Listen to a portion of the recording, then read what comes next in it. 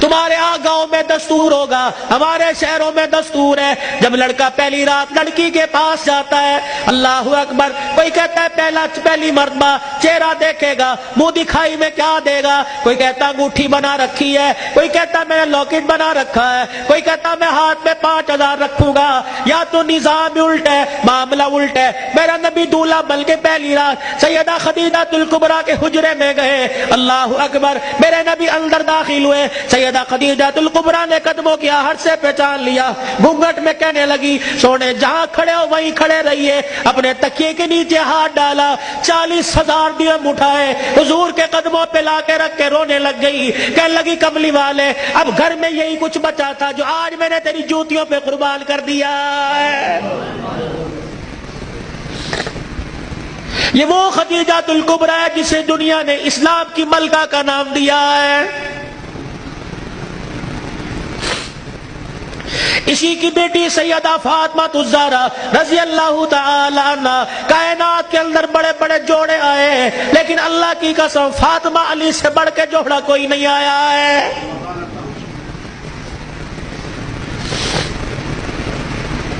رحمت دو عالم صلی اللہ تعالی علیہ وسلم بیٹی کے دروازے پر گئے، جی ابو خیر ہوئے،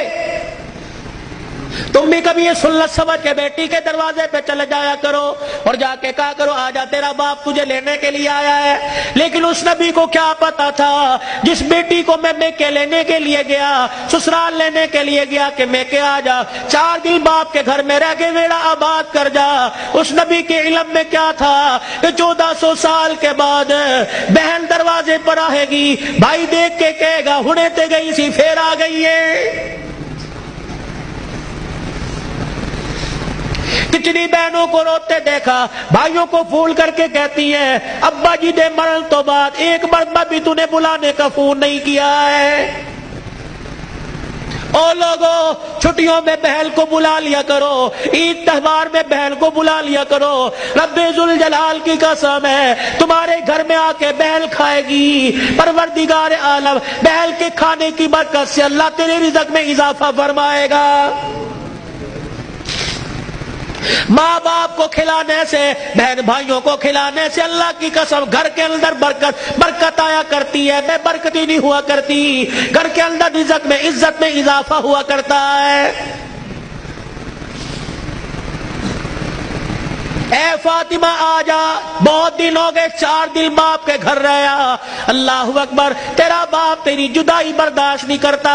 سیدہ فاطمہ نے ابو جان کا ہاتھ پکڑا، رحمت والے نبی صلی اللہ تعالی علیہ وسلم کا ہاتھ پکڑا، اندر لے گئی، کہنے لگی ابا جان جانے کو تیار ہوں لیکن مجھے ایک بات بتلاؤ، جب آپ نے مجھے اپنے گھر سے علی کے ساتھ رخصت کیا تھا، میرا سر اپنے سینے پہ رکھ کے کہا تھا بیٹی اب تیرے پر میرا اختیار نہیں چلے گا،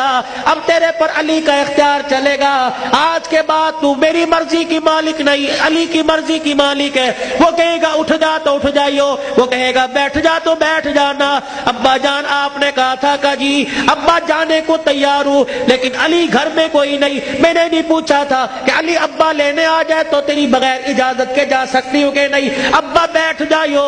اگر علی کہہ دیں گے چلی جا چلی جاؤں گی، اگر منع کر دیا تو میرے ابا جان آپ ناراض نہ ہونا۔